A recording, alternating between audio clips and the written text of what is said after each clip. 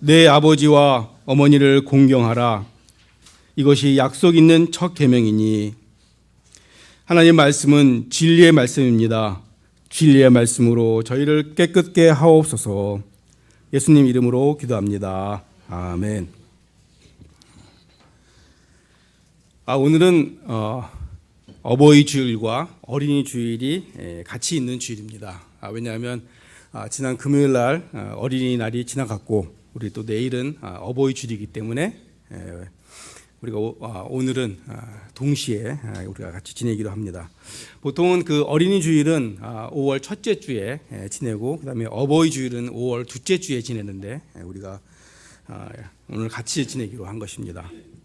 그래서 5월 달은 여러분 잘 아시겠지만 어린이날 또 어버이날이 동시에 있고 여러 가지 가정 행사들이 많기 때문에 5월은 우리가 가정의 달이다라고 이렇게 이야기하죠. 그래서 이 가정이 보편적으로 이제 부부와 그다음에 자녀들로 구성이 되어 있는데 또 어떤 가정은 이제 부모님을 모시기도 하고요. 근데 요즘 우리 한국 사회를 보게 되면 어느 사회보다 어느 나라보다 굉장히 이 세대 간의 갈등이 심한 것 같습니다. 왜냐하면 그 다른 나라가 200년, 300년 동안에 이루을 것들을 우리는 한 5, 60년 만에 다 이루었기 때문에 경제 발전이 이루었기 때문에 거기서 오는 갈등들이 굉장히 심각한 것 같습니다. 그래서 김용태 교수가 쓴 중년의 배신이라는 그런 책이 있습니다. 그래서 거기 그 책을 보게 되면 그 각 세대를 이제 3세대의 그 세대를 묘사를 했는데 갓쓴 할아버지와 완고한 아버지와 그다음에 핸드폰을 손에 놓지 못하는 아들이라고 이렇게 표현했습니다. 물론 좀 과장된 면이 있지요. 과장된 면이 있지만 그러나 각 세대의 특징을 잘 표현했다고 생각을 합니다. 이 각 세대는 각 세대별로 주제가 있습니다. 그 전통 사회를 살아가는 그 할아버지 세대는 생존이 주제였습니다. 그러니까 생존 세대는 말 그대로 살아남는 것이 제일 중요한 것이었죠.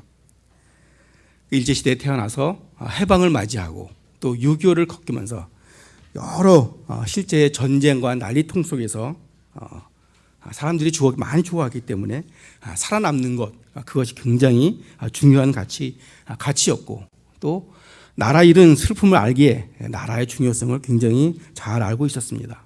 그래서 또 살아남기 위해서는 원칙을 조금 어기더라도 먹고 사는 문제를 생존의 문제를 선택하게 된 것입니다. 그러나 그 다음 세대인 그 산업화 세대, 아버지 세대들은 자기 정체성이 주류였던 것입니다. 그 앞 세대, 할아버지 세대의 헌신으로 새마을 운동과 경제개발 5개년 계획을 통해서 먹는 문제, 소위 말하는 그 보릿고개가 해결됐습니다.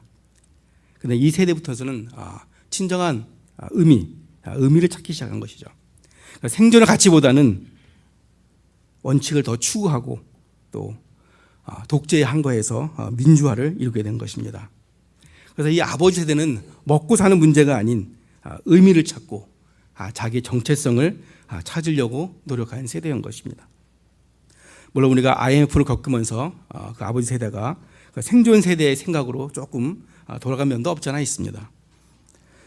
이제 정보화 시대를 맞은 그 우리 자녀 세대들은 그들의 주제는 무엇이냐?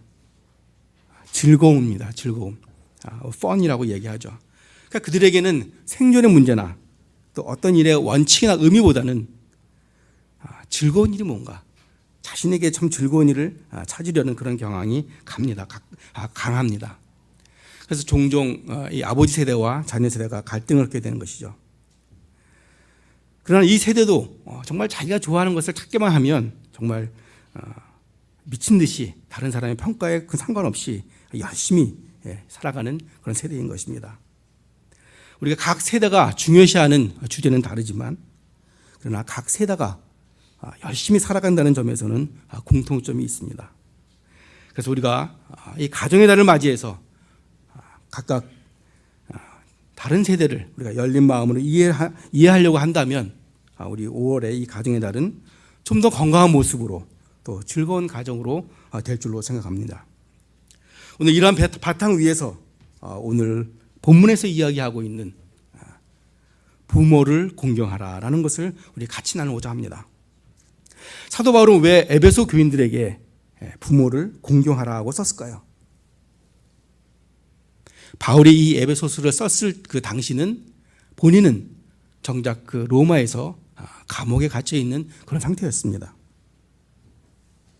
사도 바울은 에베소 교인들에게 성령 충만한 삶에 대해서 가르치면서 그것을 실제적인 삶에서 어떻게 적용할 것인가를 가르치는 것이었습니다. 제일 먼저 하나님께 예배를 드리는 것을 이야기를 하면서 부부 관계와 그다음에 부모 관계, 그다음에 자녀 관계를 이야기하고 있는 것입니다. 특별히 부부 관계를 이야기할 때는 아내는 남편에 대해서 어떻게 하고 남편은 아내에 대해서 어떻게 할 것을 이야기하고 있는 것입니다. 그다음에는 종들에 대해서 이야기를 하고 있는데 우리가 가정을 보게 되면 이 사도 바울은 에베소서를 통해서 가정의 가장 중심이 되는 것은 부부이고 그 다음이 부모이고 그 다음이 자녀라는 것을 이야기하고 있는 것입니다. 그러나 우리들의 가정을 보게 되면 사도 바울이 에베소 교인들에게 권면했던 순서하고는 전혀 다르게 우리는 제일 먼저가 자녀 교육이 최우선이 되고 그 다음에 부부 관계나 부모 관계 또 자녀 관계, 부모 관계는 뒤로 물려난 그런 구조로 되어 있습니다. 성경적 관점으로 본다면 이것은 바람직한 관점은 아니지요. 우리가 이 가정에 대한 이런 부분들은 우리가 나중에 기회가 되면 하기로 하고 오늘은 특별히 우리 부모님에 대해서 우리가 어떻게 할 것인가를 생각해 보고자 합니다. 그럼 우리가 어떻게 효도를 해야 될 것인가? 오늘 본문 1절을 보게 되면 자녀들아 주 안에서 너희에게 순종하라 이것이 옳으니라 라고 되어 있습니다. 바울은 부모를 공경하되 그 앞에 전제 조건을 달았습니다.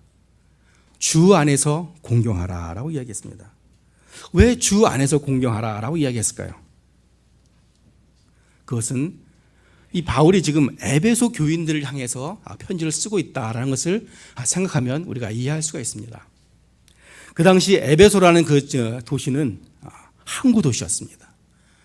물론 지금은 이제 터키에 소속되어 있는 곳인데 지금은 그 약 지형이 바뀌어서 항구 도시는 아니지만 예수님이 사도 바울이 이 편지를 썼을 때는 항구 도시였습니다. 뿐만 아니라 상업과 무역이 아주 활발한 그런 도시였습니다. 뿐만 아니라 그곳에는 고대 7대 불가사의 중에 하나인 그 무엇이 있었던 것인죠. 우리가 고대 불가사의 중 하나라고 그러면 그 이집트에 있는 그 큰 피라미드를 여러분 생각할 수 있을 겁니다.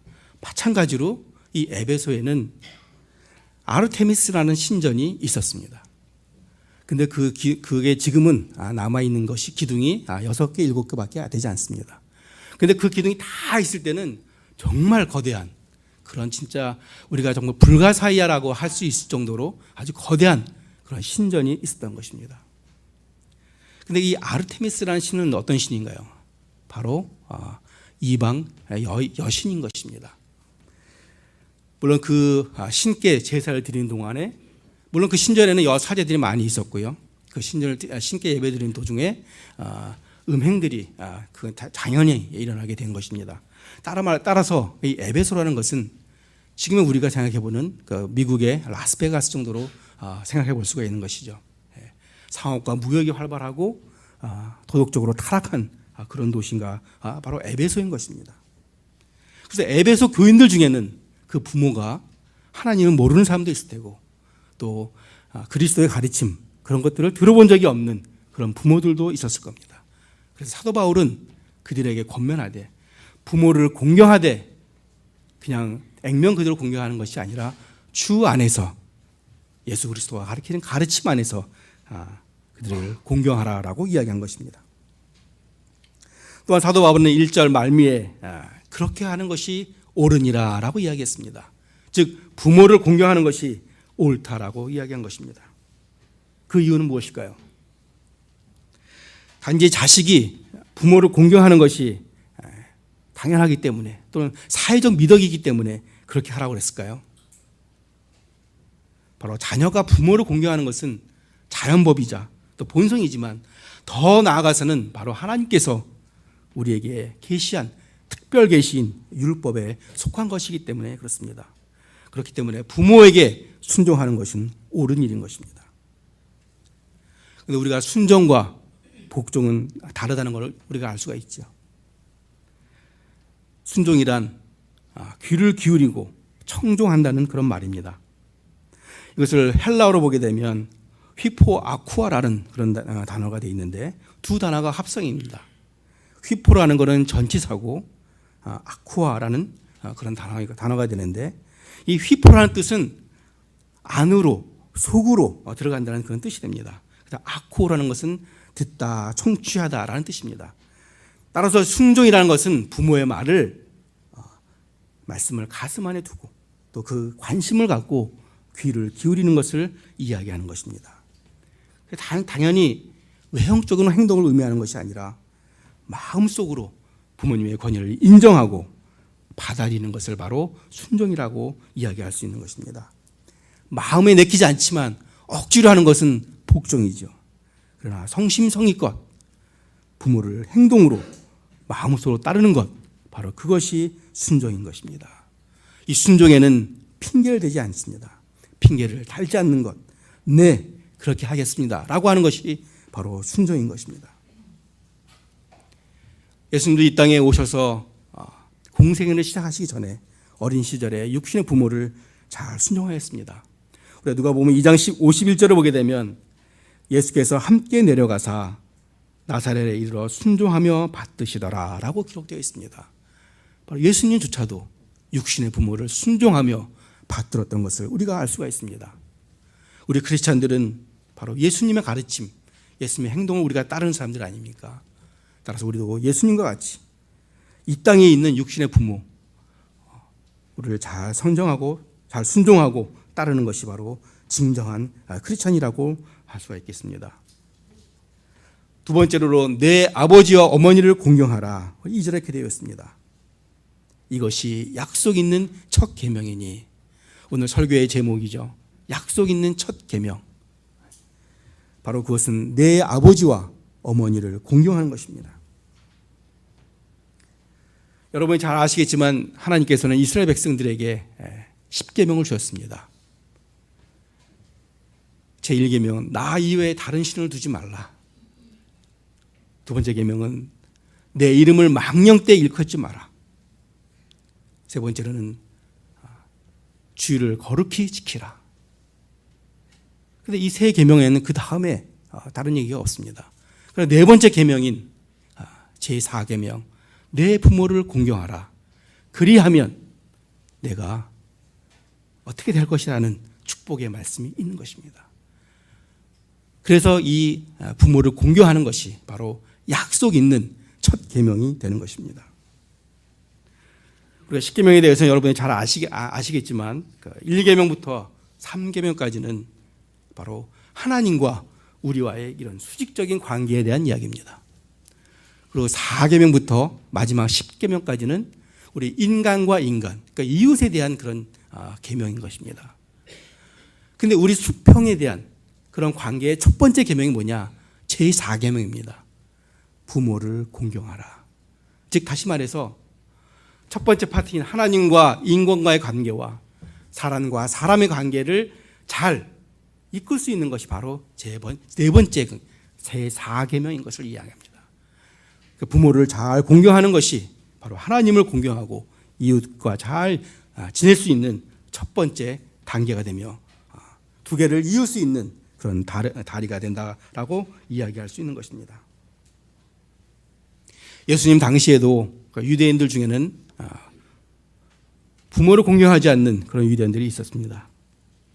그래서 오늘 우리가 읽은 복음서 마가복음 7장 11절부터 13절에 보면 예수님께서 유대인의 그 고르반이라는 그 형태를 비난하셨습니다. 고르반이란 무엇이냐? 하나님께 바친 바 되었다라는 뜻입니다. 즉 자신의 소유 중 일부를 하나님께 바친 것을 갖다가 그것을 고르반이라고 이야기한 것입니다. 그런데 어떤 유대인들은 자기 부모나 형제가 도움을 요청했을 때 자기 소유를 고르반이라고 이야기하는 것입니다. 즉 다시 말해서 이것은 하나님께 바쳤으니까 형제의 도움이나 부모의 요청을 내가 들어줄 수 없다라는 핑계를 대기 위해서 그것을 고르반이라고 이야기한 것입니다. 자신의 부모를 공경하지 않기 위해서 하나님의 이름을 빌려서 이용을 해서 자신의 책임과 의무를 피하려고 한 이런 나쁜 행위에 대해서 하나님 예수님께서는 아주 신랄하게 비난하신 것입니다.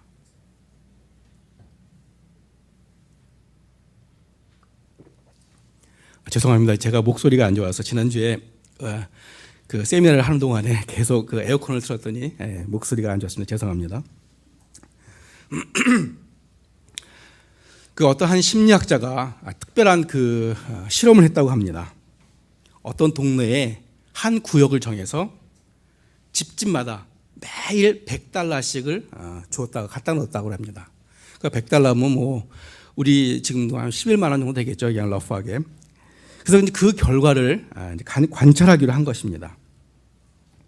그래서 실험 첫날에는 사람들이 그가 미친 사람이 아닌가라고 이렇게 생각하면서 그 놓여진 돈을 슬그머니 가져갔다고 그래요. 그리고 이제 3일쯤 되니까 그 동네가 난리가 났어요. 매일마다 와서 $100 주는 그 사람이 어떤 사람이냐, 뭐 누구냐, 막 그 사람 얘기로 막 온 동네가 떠들썩합니다. 근데 둘째 주쯤 되니까 이제는 그 현관 앞에 나와서 그 돈을 기다리는 사람이 생기기 시작한 겁니다. 그 다음에 셋째쯤 되자 이제 돈을 받는 것을 전혀 이상하지 않고 당연하듯이, 그 다음에는 넷째 주가 되자 하나의 습관같이 자연스럽게 그 돈을 받게 되었다고 합니다. 이제 실험 기간인 한 달이 다 지나간 다음에 이 심리학자는 그 지역을 이제 돈을 넣지 않고 그냥 지나가게 되었습니다.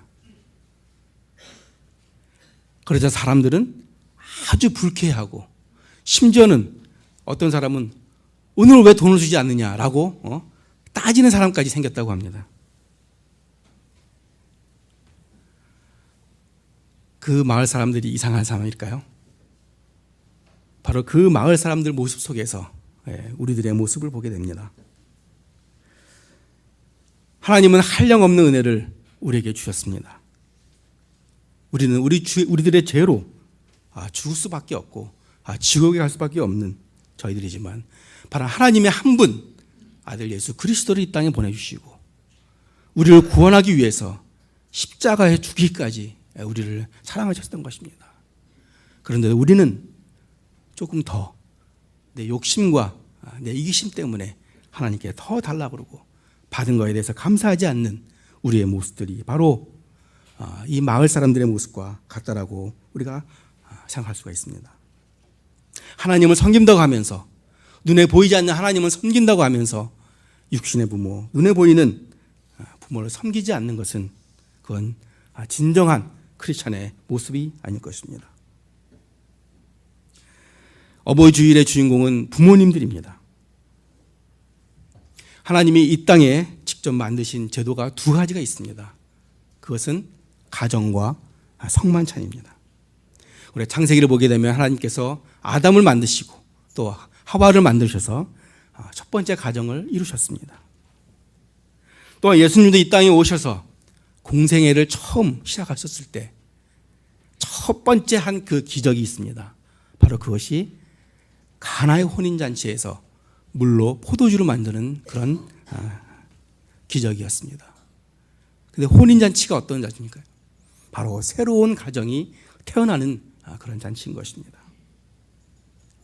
하나님은 창세기에서 인류의 첫 번째 가정을 만드시고, 또 예수님께서는 공생애를 처음 시작하셨을 때 바로 혼인잔치, 새로운 가정이 만들어진 그곳에서 기적을 행했다는 것은 정말 놀랍게도 하나님께서 얼마나 이 가정들을 중요시한다는 것을 우리가 알 수가 있습니다. 이 가정에는 부모와 자녀가 자연스럽게 형성되는데, 성경은 그 부모들에 대해서 권위를 부여하고 있습니다. 이 권위에 도전하지 말 것이며 같아지려고 하지 말아야 한다고 명령하고 있는 것입니다. 우리 신명기 27장 16절을 한번 같이 읽도록 하겠습니다. 방송실 신명기 27장 16절 한번 띄워주십시오. 자, 우리 같이 읽도록 하겠습니다. 시작. 그의 부모를 경홀히 여기는 자는 저주를 받을 것이라 할 것이요 모든 백성은 아멘이라 할지니라. 예, 다음은 잠언 30장 17절. 아비를 조롱하며 어미 순종하기를 싫어하는 자의 눈은 골짜기에 까마귀에게 쪼이고 독수리 새끼에게 먹히리라. 예, 마지막 하나 더 보겠습니다. 신명기 21장 20절에서 21절. 그 성읍 장로들에게 말하기를 우리의 이 자식은 완악하고 패역하여 우리 말을 듣지 아니하고 방탕하며 술에 잠긴 자라 하면 그 성읍의 모든 사람들이 그를 돌로 쳐 죽일지니 이같이 내가 너희 중에서 악을 제하라. 그리하면 온 이스라엘이 듣고 두려워하리라. 예, 구약 말씀을 보게 되면 무시무시한 말씀이죠. 완악하고 패역해서 부모의 말을 순종하지 아니하고 또 징계하여도 부모의 말을 듣지 아니하면 돌로 쳐 죽이라 라고까지 한 것입니다. 바로 이것은 부모의 권위에 대해서 불복하거나 무시하거나 따르지 않는 자는 바로 이런 자는 죽이라고까지 한 것입니다. 부모의 권위는 사람이 정해진 것이 아니라 바로 하나님께서 정해준 또 하늘로부터 온 신적 권위임을 우리가 알아야 되는 것입니다. 그러므로 우리는 마땅히 부모를 공경해야 되는 것입니다. 그럼 우리가 부모를 잘 공경하게 되면 어떤 축복이 있나요? 내가 잘 되고 땅에서 장수하리라. 바로 하나님이 우리에게 약속하신 축복입니다. 부모를 공경하는 것이 자식의 기본 도리이고 또 인류인 것입니다. 그러나 하나님께서 십계명을 주시면서 다른 계명에는 없는 이 4계명에만 주신 그 약속은 무엇이냐? 내가 잘 되고 땅에서 장수하리라 라는 그 약속인 것입니다. 그런데 이 말씀은 오늘 본문에만 나와 있는 것이 아니라 출애굽기 20장 12절, 신명기 5장 16절에도 반복해서 나와 있는 내용인 것입니다. 부모를 공경하고 순종하는 것은 단순히 우리가 지켜야만 하는 하나님의 계명은 아닌 것입니다. 오히려 축복의 말씀인 것입니다. 우리가 이런 축복을 받기 위해서 지킨다면 얄팍한 생각이겠죠. 그렇지만 그러나 하나님께서는 부모를 잘 공경하는 것이, 잘 섬기는 것이 이 땅에서 잘 되는 그런 축복이라고 약속을 해주신 것입니다. 이 땅이 잘 되는 것뿐만 아니라 장수의 복을 누리게 되는 것입니다. 그런데 이런 복들은 우리 인간이 조절할 수 없는 것입니다. 왜? 우리 인간들은 바로 내일 한순간 앞도 우리가 알 수 없는 그런 연약한 인간이기 때문인 것입니다. 이 축복은 누구만이 가능하느냐? 하나님만이 가능한 것입니다. 우리 인생의 길고 짧은 것, 또 건강에 사는 것, 그런 모든 것들이 전적으로 하나님의 손에 달려있다는 것을 우리가 알아야 되는 것입니다. 하나님은 우리의 생사화복에 결정하시고 주장하시는 전능하신 하나님이시기 때문인 것입니다. 신명기 7장 9절을 보면 그런즉 너는 알라 오직 내 하나님 아버지는 오직 내 하나님 여호와는 하나님이시요 신실하신 하나님이시라. 그를 사랑하고 그의 계명을 지키는 자에게는 천대까지 그 언약을 이행하시며 인애를 베푸시되라고 기록되어 있습니다. 우리 하나님은 신실하신 하나님인 것입니다. 이제 결론을 맺도록 하겠습니다. 오늘 본문을 통해서 우리가 어떻게 부모님을 대할 것인가를 생각해 보았습니다. 당연히 부모님을 순종하고 복종해야겠죠. 왜냐하면 이것이 하나님이 우리에게 주신 명령뿐만 아니라 또한 축복의 말씀이기 때문인 것입니다. 약속 있는 첫 계명으로서 땅에서 잘 되는 번영의 축복과 장수할 수 있는 그런 축복을 약속하셨습니다. 이제 마지막으로 부모님에 대한 관련된 영상을 보면서 설교를 마무리하고자 합니다. 영상을 다 본 후에 제가 기도로 마무리하도록 하겠습니다. 자, 우리 영상을 잘 볼 수 있도록 불을 좀 꺼주시면 좋겠습니다.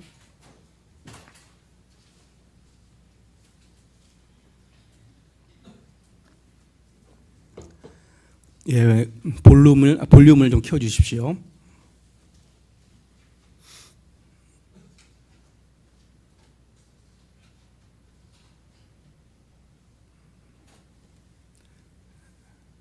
이 영상은 어떤 한 회사하고 연관된 건데 저하고는 관계가 없습니다. 그 내용만 좀 보시면 좋겠습니다.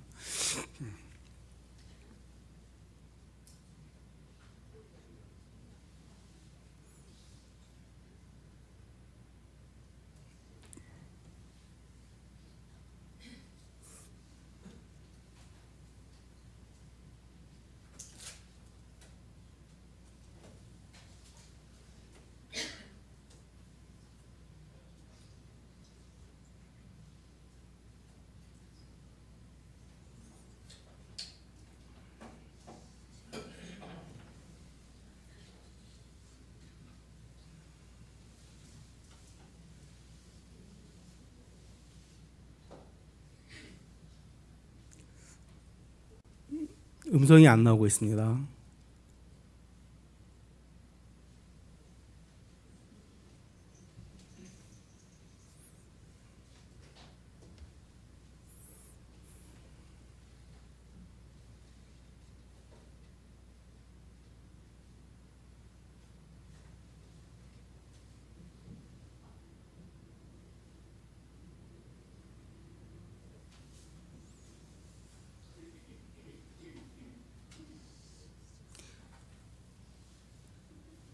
소리가 안 된다고요? 자막으로 볼까요, 그러면요?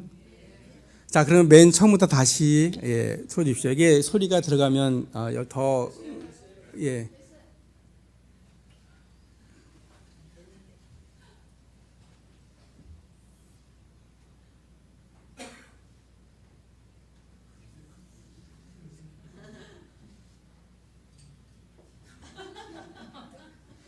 전화를 했는데 전화가 끊어진 겁니다.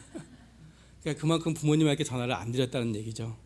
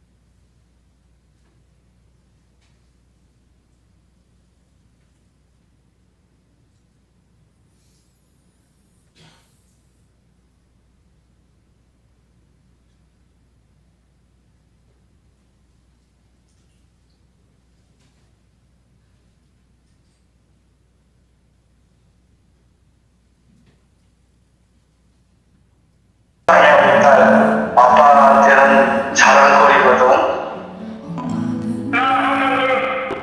아빠! 누구세요? 아빠! 아니야. 여보세요, 엄마. 나요.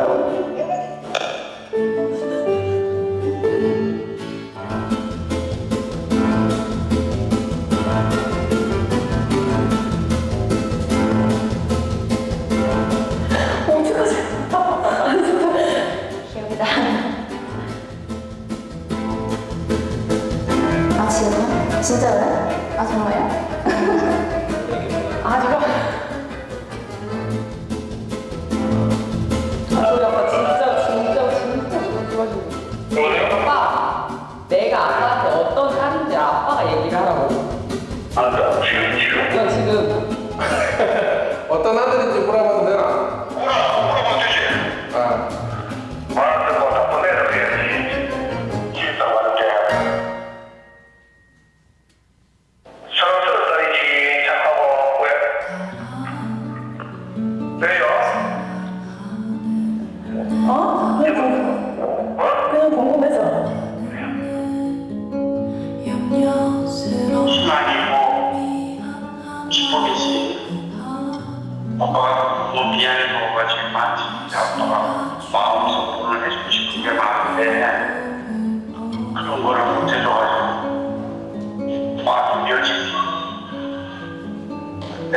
제대로 못할 것 같아 마음이 너무 아파. 엄청 사랑해 우리 딸. 아빠한테는 자랑거리거든. 나 항상 널 사랑하고 널 믿고 늘 알고 있어. 자주 하시는 말씀이신데 나는 어떻게 돼도 좋다. 우리 새끼들이 좋으면은 그게 나한테 제일 좋은 거다. 저기 카톡에 엄마 소리만 들어도 가슴이 설레고 있잖아, 그지? 내 전부를 줘도 아깝지 않는 우리 아들이야. 세상에 있잖아, 그지? 하고도 안 바꿔주는 거야. 하고 바꿔도 안 바꿔줘. 아 우리 딸은 정말 아빠가 사랑하는 딸이야. 동생에는 못할 것 같은 아주 아빠의 분위기 있는 아주 그냥 좋아하는 사람들이다. 엄마가 이 세상에 왔다 갈 이유가 우리 아들하고 딸 만난 게 이유. 그거 말고는 엄마가 이 세상에 왔다 갈 이유가 별로 없어.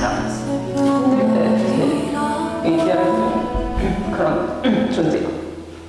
이번 기회를 통해서 내가 엄마 아빠한테 얼마나 잘 해줬는지 그래, 나는 항상 네 옆에 덕분에 난 그거 하잖아. 하지만 네가 걱정했지. 아버지는 항상 너들이 걱정이다. 사랑해, 항상 사랑해. 나는 우리 애들 내 보물이야. 너무나 고마워. 니네들이 내 보물이야.